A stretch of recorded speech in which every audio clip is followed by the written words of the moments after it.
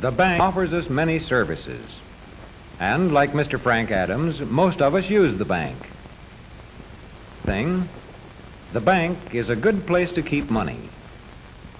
And here is Mr. Adams filling out a deposit slip. He lists cash and checks separately. The total, $62.53, is the amount he is going to deposit in his savings account. He takes the cash, the check, the deposit slip, and his bank book to the teller at the savings window. The teller places the bank book in an adding recording machine. Into the bank book, she punches the amount of his deposit and the new balance, which is the total amount that Mr. Adams now has in his savings account. There's the amount of the deposit, $62.53.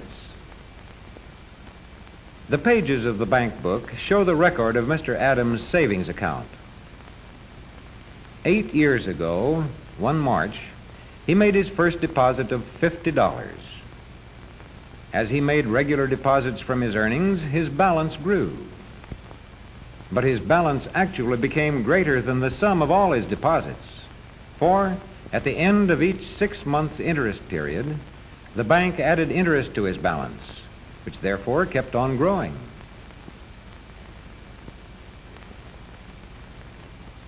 The teller puts Mr. Adams' deposit slip with other deposit slips in this basket.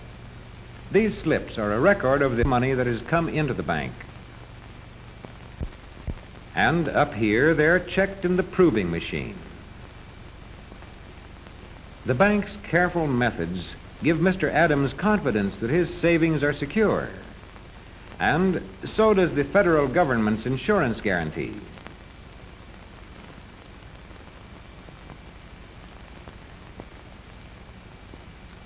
Some of the money of the depositors is kept behind the great door of this vault.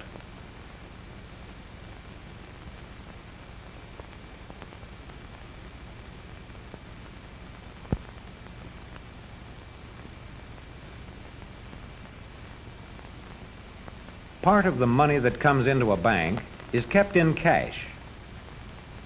But the rest of it must be put to work to earn a profit for the bank. And so, the bank invests much of its money.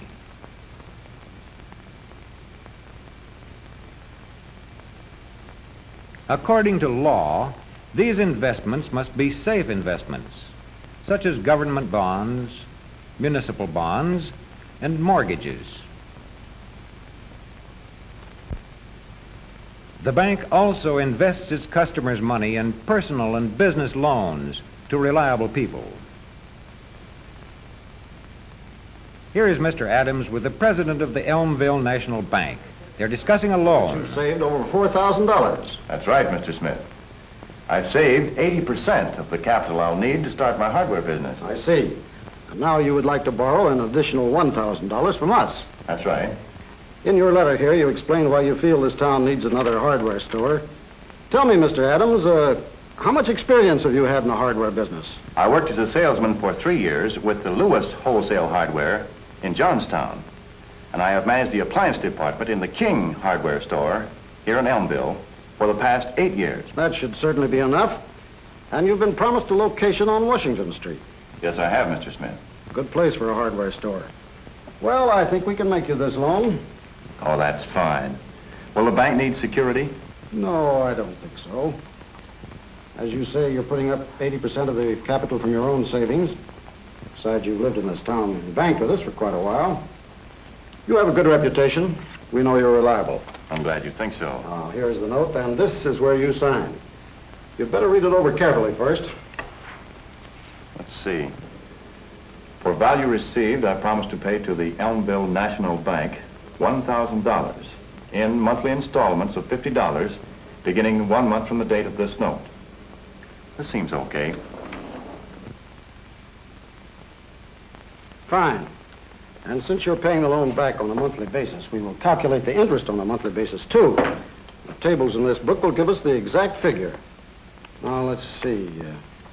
20 months at our usual rate It comes to just $20.43. Now, we will subtract the interest from the principal and give you a check for the balance. That sounds all right. How much will it come to? It comes to exactly $979.57.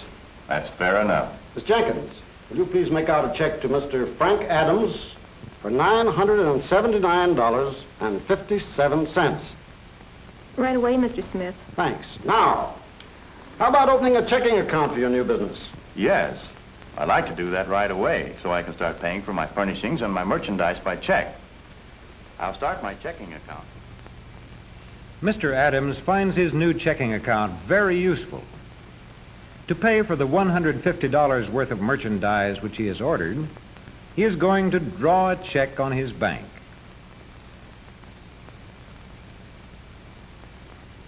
Here is the stub of his check. To the balance brought forward, he has added his most recent deposit. From the total, he subtracts the amount of his present check, $150. He keeps a complete record of his checking account on his stubs. The check itself is drawn on the Elmville National Bank. That means it is an instruction to the bank to pay to the order of the Miller Supply Company the sum of $150.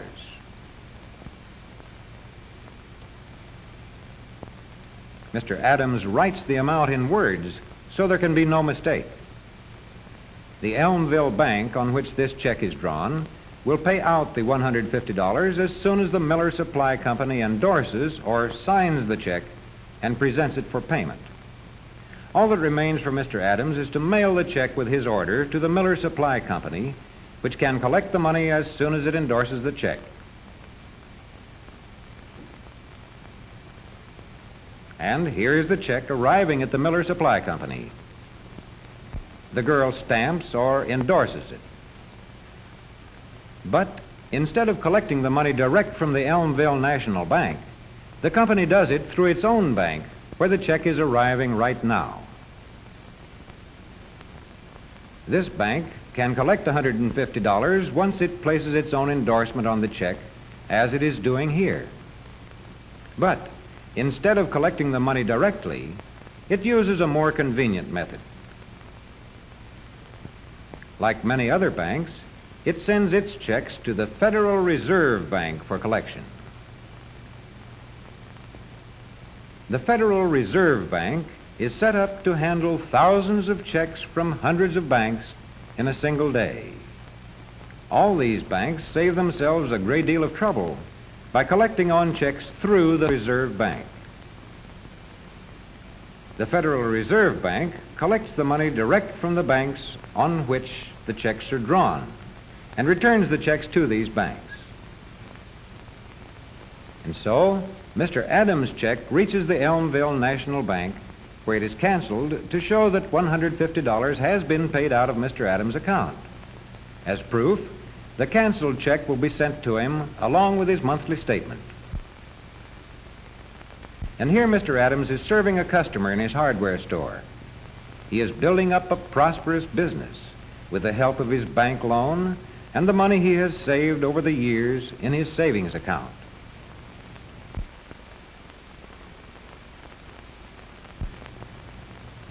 And there is the lady's change. But speaking of change, the store is beginning to run short of it. Yes, there is just time to change his coat and get to the bank before closing time. Mr. Adams finds his local bank very convenient. Not only because it can always give him all the small needs, but also because of its other services, such as his savings account, the loan which it gave him, and the checking account which makes it possible for him to pay for his orders by check. At the teller's window, he is getting his small change, conveniently wrapped in paper and labeled nickels, dimes, quarters, and $50. Mr. Adams is a good customer of the bank. In return, the bank provides many services for him and for everyone who uses the bank.